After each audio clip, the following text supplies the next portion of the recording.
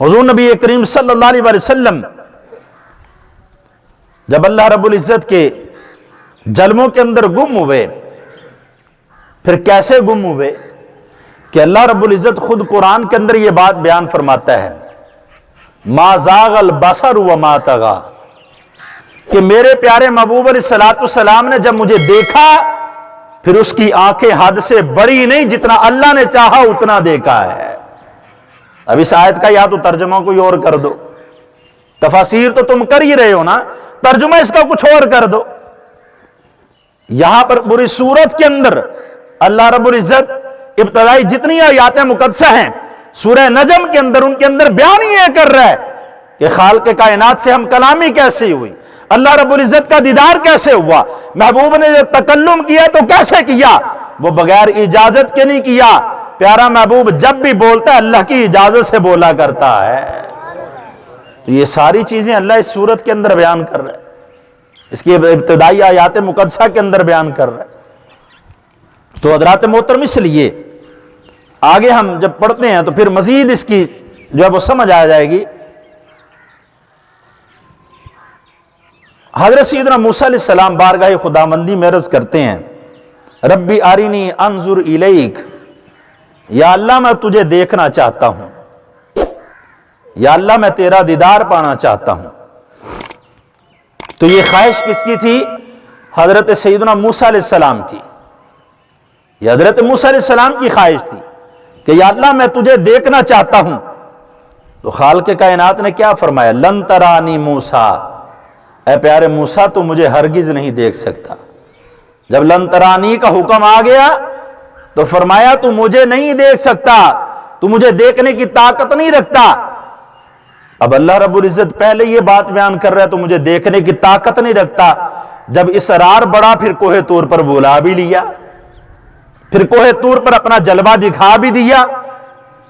یہاں پر یہ بات بیان کرنے کا مقصد کیا تھا؟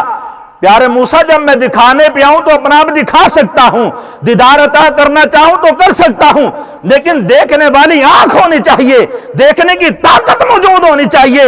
میں کہتا ہوں کائنات میں اگر اللہ رب العزت نے اس چیز کی طاقت عطا فرمائی ہے تو وہ آمنہ کے لال کو عطا فرمائی ہے۔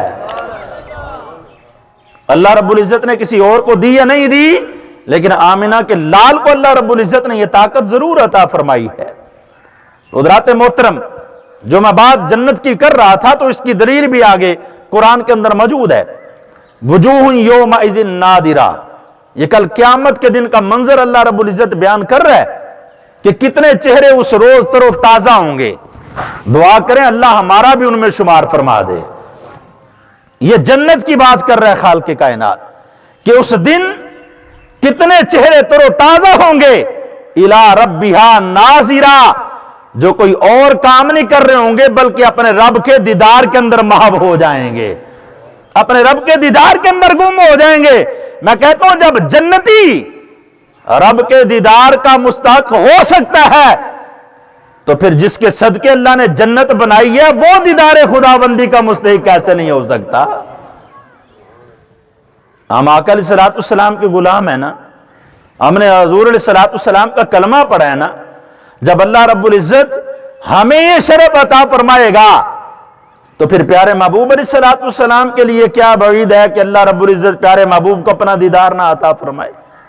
یقیناً اللہ رب العزت نے اس رات اپنے پیارے محبوب علیہ السلام کو اپنا دیدار عطا فرمایا۔ تو یہ رب کی قدرت کی بات ہے کہ قیامت میں اللہ رب العزت اپنا دیدار عطا فرمائے گا، اور وہ عطا فرما سکتا ہے، وہ کسی کا پابند نہیں ہے اس بات پر۔ تو اس لیے ان لوگوں کو اس بات کو تھوڑا سا سوچنا ہوگا۔ پھر بخاری شریف کے اندر حدیث موجود ہے،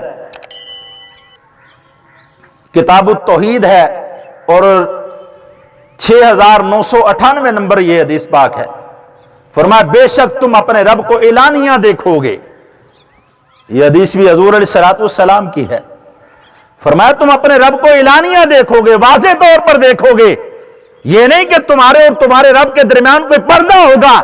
جب اللہ رب العزت داخل جنت فرمائے گا پھر سارے پردے بھی آگے سے اٹھا دیے جائیں گے، پھر جنتیوں کو اللہ رب العزت اپنا دیدار عطا فرمائے گا۔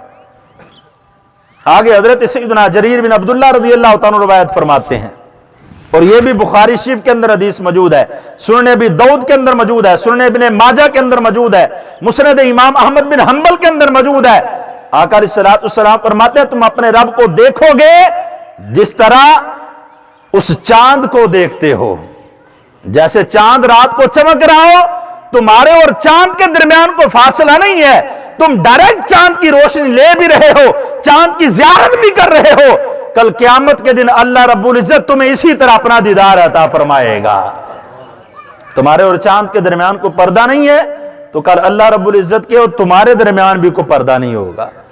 تو حضرات محترم، یہ دیدار الہی پر، دیدار خدا بندی پر بہت سی احادیث مبارکہ دلالت کرتی ہیں کہ اللہ رب العزت نے یہ چیز اپنی ذات کی قدرت میں رکھی ہے، وہ جس کو چاہے جب چاہے وہ اپنا دیدار عطا فرما دے۔